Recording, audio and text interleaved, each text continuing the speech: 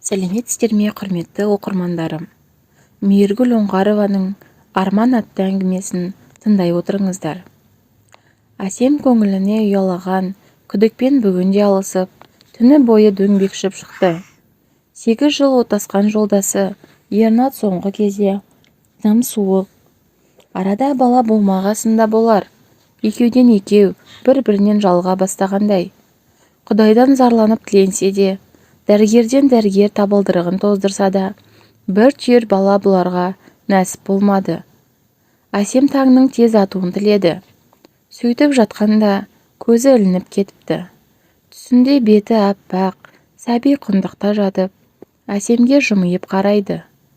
Жүрегі атқақтаған әйел сәбиге қолын созған сайын нәресте алыстай берді. «Жоқ, балам, кетпе!» деп айғай салды дымы құрыған келіншек. Сөйтіп жатып шошып оянды. Үнемі осы. Құдай неге бұған бала бермей жүргенін түсіне алмай дал болады. Еш дәрігер денсаулығынан кінәрат таппады. Әсіресе жатыры сап-сау. Ернаттың да анализдері қалыпты. Иісі қандай шіркін деп түсінде көрген сәбидің жұпар иісі мұрнында қалғандай бір жымиып алды. Әсем, балам болса күні-түні ескередім-ау деген арманы көкірегін қарс айырып терең күрсінді.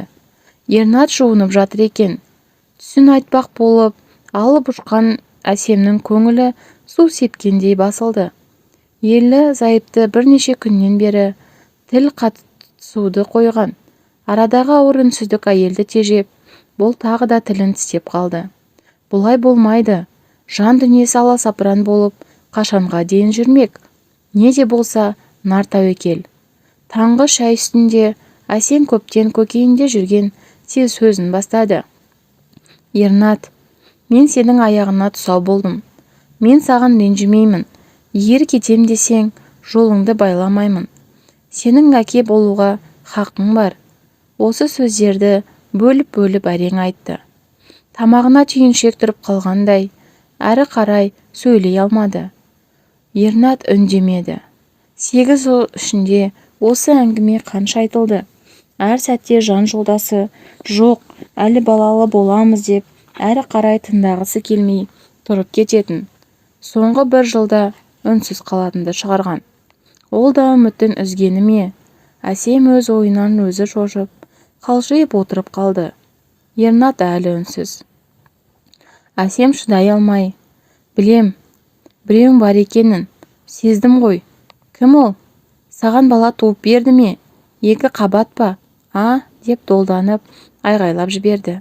Әсем, мен сенен шаршадым. Сен өзіңді құрдымға кетіріп жатқаныңды білесің бе? Бұлай жалғаса берсе, мені жеп тынасың. Не өзгер, не менен айырыласың, деді Ернат. Әсем күйеуін естісе де түсінген жоқ. Өмірім қап-қара түнек, бір сәби деп жылап жіберді Әсем. Ернат әйелін жұбатпай теріс айналып кетті. Арада көңілсіз күндер өте берді. Ернат пен Әсемнің әңгімелері содан кейін қайта жараса қоймады. Әсем бұлайша құр сүлдерін сүйретіп, тірі өлік болып жүре алмайды. Асқар таудай азаматы жабыққанда жұбанышы бола алмаса, басқадан не қайран? Ернат пен Әсемнің шыдамы шегіне жеткен еді. Енді айтылар сөз жоқ. Тіпті болған күннің өзінде тым артық. Алдарында бір-ақ жол бар. Ол ақ некені тәрк етіп, ажырасу ғана. Әсем күн өткен сайын өзін мүжіп, жүйкесі тоза берді. Күйеуін қимайды. Бірақ оның өмірін тозаққа айналдырып, ұрпақсыз аттандырғанын ойласа, дүниеден бас кешіп кеткісі келеді. Жағдай ушыққанын байқаған соң іске 2 жақтың үлкендері араласты. Әбден сөйлесіп, кеңескен үлкендер де ажырасудан басқа жол таппады. Әсемнің шешесі ғана қызының ендігі тағдырын ойлап шыр-пыр болды. Ернат тас секілді қатып қалғандай. Әсем талай бақытты сәттерді бірге өткерген жан жолдасын тани алмады. Ернат та сүйіп алған жарының қалайша бұндай күйге түсіп, долы әйелге айналып кеткенін ұқпады. Ақыры 8 жыл отасқан Ернат пен Әсем сот залына барып, ың-жыңсыз ажырасты. Ың-жыңсыз деген аты ғана, әйтпесе Ернатты қайдам. Әсемнің жан дүниесі өрт болып лаулап жатқан еді. Келіншек өз-өзін қоярға жер таппады. Туыстар 8 жыл отасып бала болмаған соң ажырасты десті. Әсем төркініне барудан бас тартты. Қаланың ортасындағы өз пәтерлерінде қала бермек, ал Ернат қаланың шетіндегі дача үйлерінде тұратын болды. Әсем бұл шешімінің қате болғанын кеш ұқты. Өйткені бұл пәтерден әр бөлмесі күйеуін еске салып, жан жарасын тырналай беретін. Әсем қанша тырысса да күйеуін ұмыта алмай көп қиналды. Арада айлар жылжыды. Әсем сол күйі жалғызбасты өміріне көндікпеді. Сөйтіп күйеуіне телефон шалатынды шығарды. Ернат бұның қоңырауына жауап бермей, бара-бара телефон номерін ауыстырып тынды. Әсем не көздегенін өзі де анық ұғынбастан жаралы жанын сүйретіп, қала шетіндегі дачаға келді. Есікті тақылдатты. Есікті бұрын көрмеген аққұба келіншек ашқанын көрген Әсем өз көзіне өзі сене алмай абдырап қалды. Ернат дей беріп еді, есіктің ар жағында 1,5 жас шамасындағы сүп-сүйкімді ұл бала шығып, шешесінің етегіне жармасты. Әсемнің көкейіне өксік тығылды. Не? Қалай? Мүмкін емес. Ернат үйленіп алған ба? Бұл Ернаттың баласы ма? Мынау Ернаттың әйелі ме? Санасын саң маңдаған сауыл шырмаған келіншек өз-өзін әрең ұстап, есікті жұлқи тартып, айқара ашып жіберді. Сөйтіп жолындағы бейтаныс әйелді итеріп, үйге баса көктеп кірді. Ернат диванда отыр екен. Алаңсыз әрі сондай бақытты көрінді. Әсемді көргенде шошып кетті. «Өй, сен не істеп жүрсің?» деп орнынан тұрды. «Ернат, сонда сен мені мына елге айырбастағаның ба? Бұл кім? Сенің ұлың ба? Мені алдап жүргенсің бе?» деді Әсем. «Әсем, сен екеуміз ажырастық. Менен не қалайсың?» «Иә, бұл менің ұлым, менің балам. Не істейсің?» деп көзі бақырайып тұрған баланы жерден көтеріп алды Ернат. Әсем енді ғана есін жиды. Ажырасқандары рас. Бұл үйде Әсемге орын жоқ. Ернат екеуі жүріп сатып алған мынау нәзік перде, анау түкті кілем көзіне оттай басылса да, өзі үшін енді тым бөтен, үйден сыртқа шықпақ болып асықты. «Тыңда Әсем, сен екеуміз ажырастық. Естіп тұрсың ба? Тағы да айтам, заң жүзінде ажырастық. Саған пәтерімді қалдырдым. Енді менен басқа не қалғың келеді? Менің әйел, балам бар, өзің де көріп тұрсың. Бұл жерге енді келе алмайсың. Мені жайыма қалдыр. 8 жыл бойы онсыз да уақытымды жоғалттым. Енді ел қатарлы тыныш өмір сүруіме мұрсат бер» деді Ернат. Ернаттың сабырлы қалпы Әсемнің жекесіне тиіп, әр сөзі жүрегіне қанжардай қадалды. «8 жыл өмірімді тек саған арнадым. Ернат, ал сен бәрін бір-ақ күнде ұмыта салғаның ба? Мен ше, менің өмірім ше?» дей беріп еді. Ернат әйелім деп таныстырған келіншек Әсемге есікті нұсқап, «Енді менің отбасымның маңына да жолаушы болма» деп қабағын түйді. «Не? Ей, сен?» деп ұмтылмақ болған Әсем ашудан қалшылдап өзін әрең тоқтатты. Тәлтіректеп үйден әрең шықты келіншек.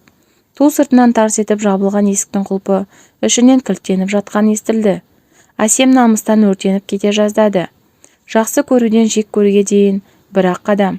Көкейінде өзін оп-оңай өмірінен сыза салған Ернатқа деген кек тұтанды.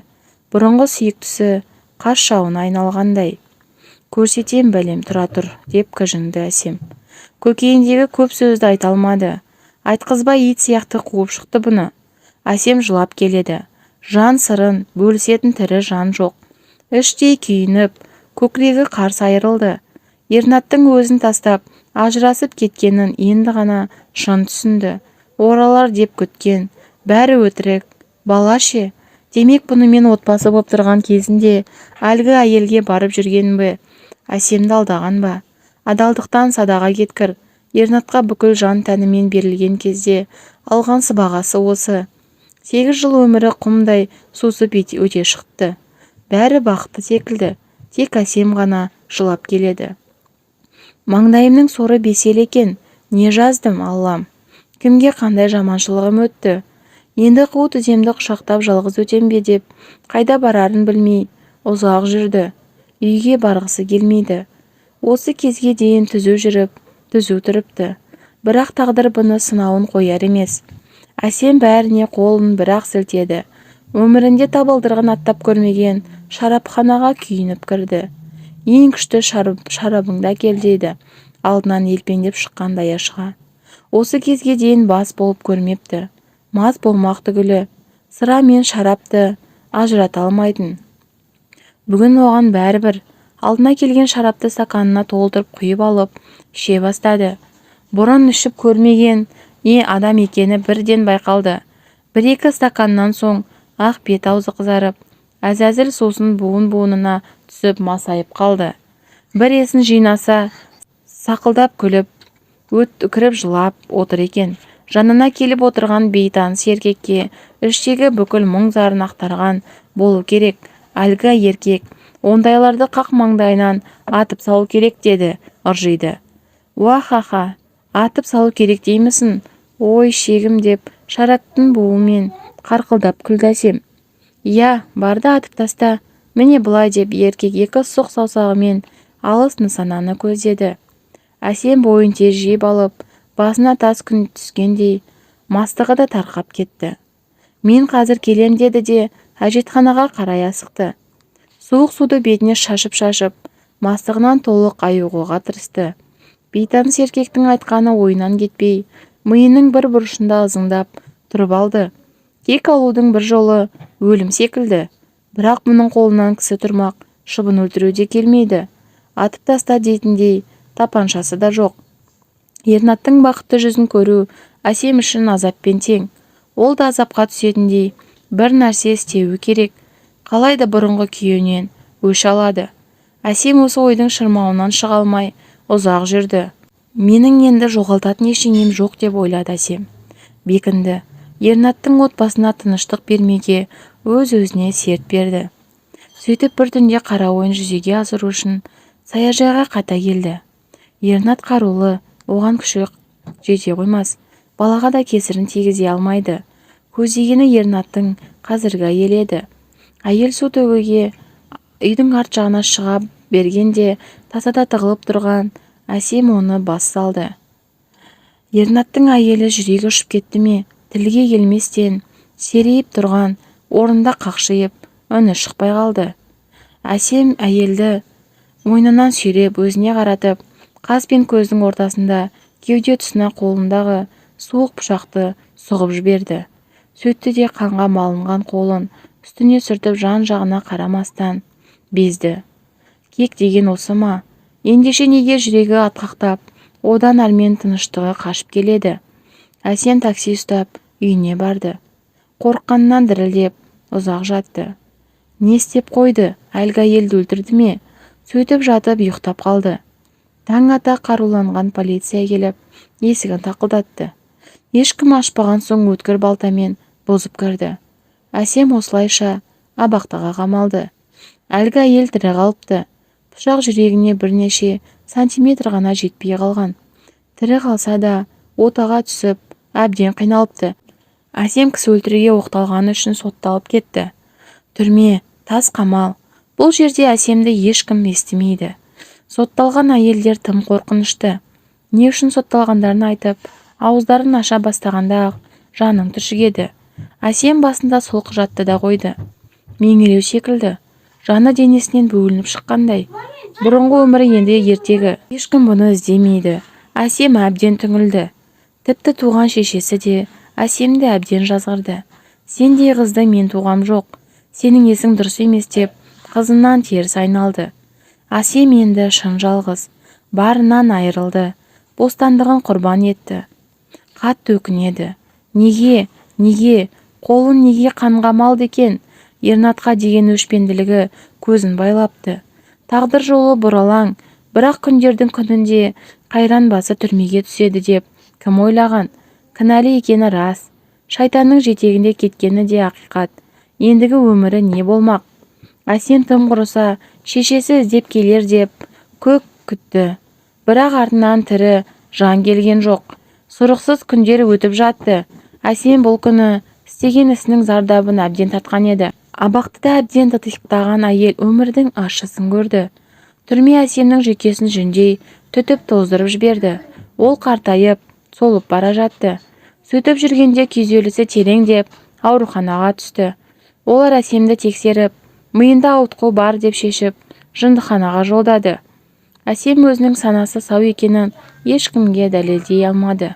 Ешкім өзін жынды демейді деп сенбеді дәрігерлер. Қорғансыз әйел осылайша жындыханаға жатқызылды. Жындыханада жұмыс істейтін еңлік есімді кіші қызметкер ғана Әсемнің қалыпты адам екенін байқап жүрді. Тағайындалған дәрілердің ешқайсысын Әсемге ішкізбеді. «Әпке, мен сізге көмектесемін. Сіз жынды емессіз. Сіз тек қатты күйзеліске түскенсіз. Оны психологтың көмегімен емдеуге болады. Күшті дәрігерлерді ішпеңіз. Бұл дәрігер сізге арналмаған. Сіздің ақыл есіңіз түзу», деді еңлік. Әсем жылап жіберді. Жақындарының бәрі теріс айналғанда, мынау жап-жас қыз Құдайдың бұған жіберген періштесі секілдеді. Әсемнің көкейінде үміт оты жана бастады. Әсем өз-өзін жинақтамаса, жағдайы бұдан да қиындап, бір жерде шіріп өлетінін түсінді.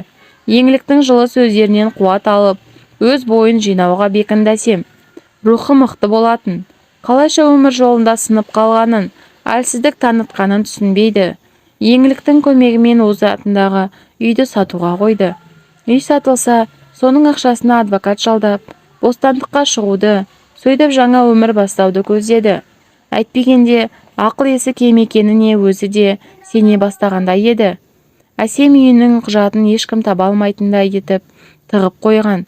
Үйіндегі ескі көрпенің арасына инемен тігіп тастағаны қандай жақсы болған.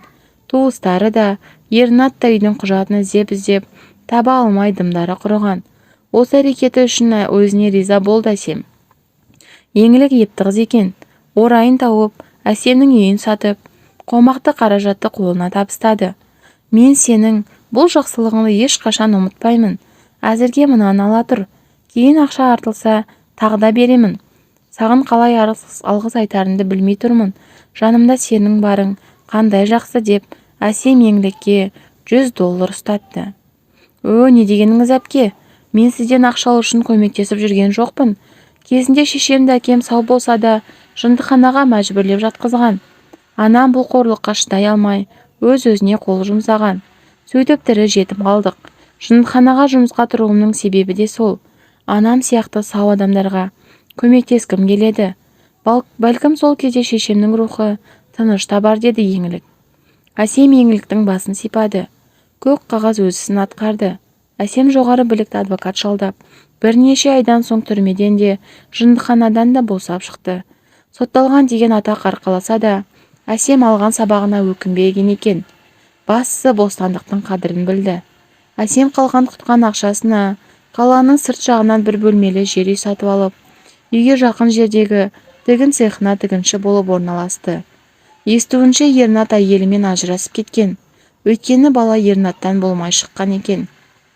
Танысынан бұл хабарды естігенде Әсемнің жүрегі селт еткен жоқ. Бөтен біреу туралы айтып жатқан сияқты деп деді де қойды.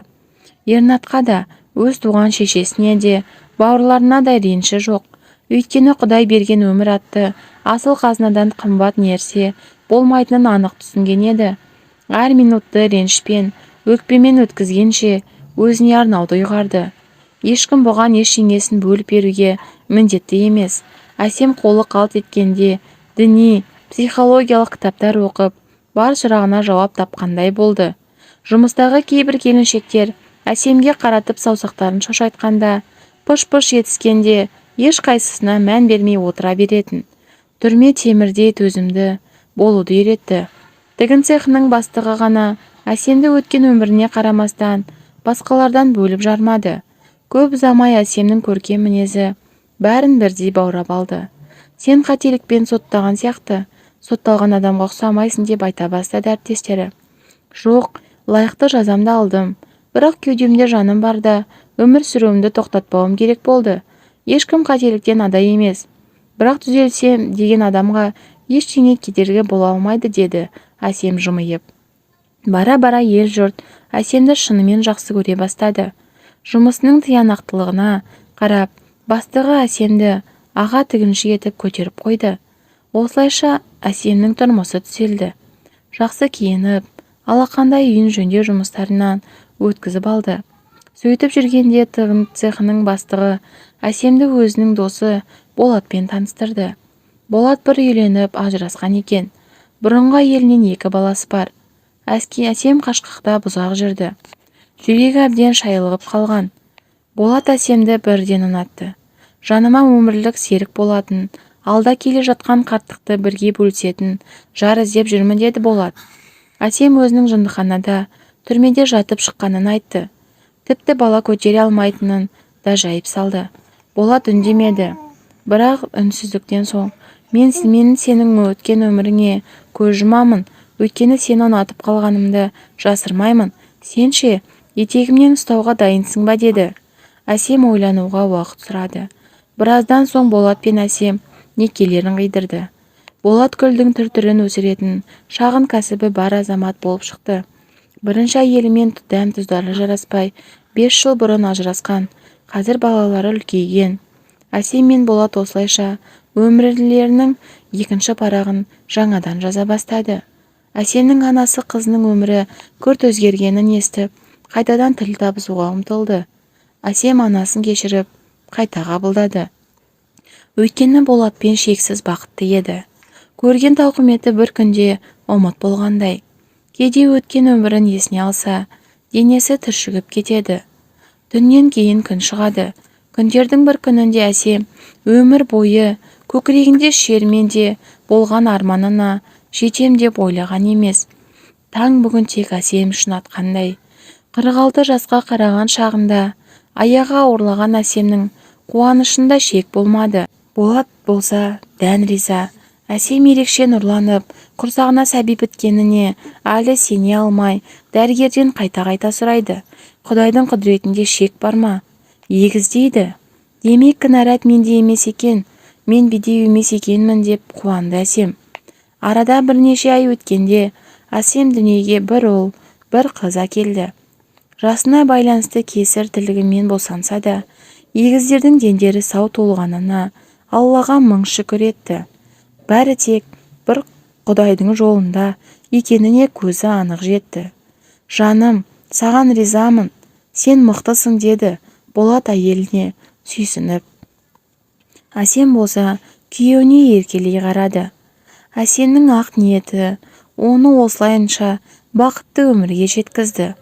Ал Ернат болса өкініштен өртеніп, Әсемнің қадірін енді түсініп, ішімдікке салынып кеткен еді.